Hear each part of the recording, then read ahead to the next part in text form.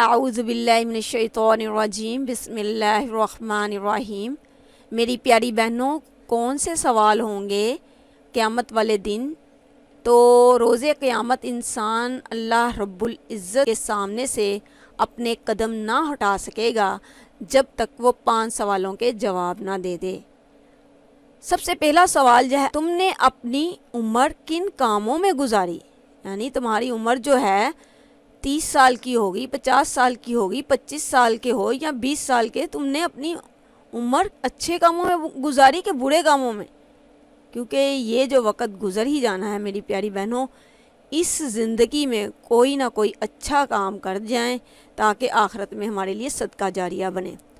اس کے بعد جو سوال ہے، اپنے علم پر کتنا عمل کیا؟ علم تو حاصل کر لیا، پر اس پر عمل کتنا کیا؟ اب ہم نے یہ دیکھنا ہے کہ یہ علم دنیاوی ہے یا دینی۔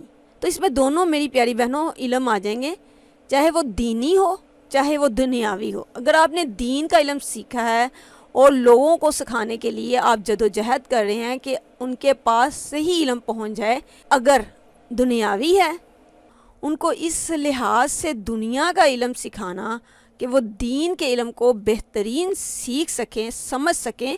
اس کے بعد جو سوال ہے کہ مال کس طرح کمایا اور کہاں خرچ کیا؟ مال کہاں سے کمایا؟ حلال روزی کہاں سے کمائی، کہاں خرچ کی؟ یہ جو کہاں خرچ کی نا، یہاں جو ہے کویسچن بنتا ہے، کیا ہم نے عزیز و اقارب میں خرچ کی؟ اپنی ذات پر تو ہر کوئی خرچ کرتا ہے۔ جو ہمارے ہمسائے تھے، ہمارے قریبی رشتہ دار تھے، ہمارے ملنے والے تھے، ان کو ضرورت پڑی، میں نے ان کو دیا اور ان پر احسان تو نہیں کیا۔ یہ نہ ہو کہ نامہ اعمال ہی ہمارے ضائع ہو جائیں۔ اس لیے مال خرچ کریں اور یہ دیکھیں کہ اگر زکوٰۃ بنتی ہے زکوٰۃ دیں، صدقہ خیرات دیں، اللہ کے راستے میں زیادہ سے زیادہ خرچ کریں، ہر مد میں خرچ کریں۔ اس کے بعد جو سوال ہے، اپنے جسم کو کن کاموں میں بوسیدہ کیا؟ یعنی یہ جو جسم جو ہے اللہ تعالیٰ نے ہمیں جو دیا ہے، ایک امانت ہے، کیونکہ یہ جان دی ہوئی اسی کی تھی۔ یعنی کس کی تھی؟ اللہ کی تھی۔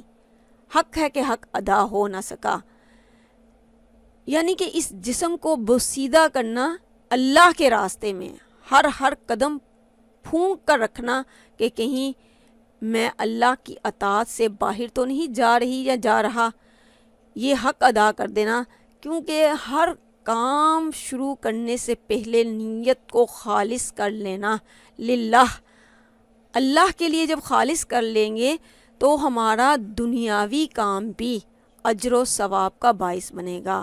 تو اللہ سے دعا ہے کہ اللہ تعالیٰ مجھے اور آپ کو عمل کی توفیق عطا فرمائے۔ جزاک اللہ۔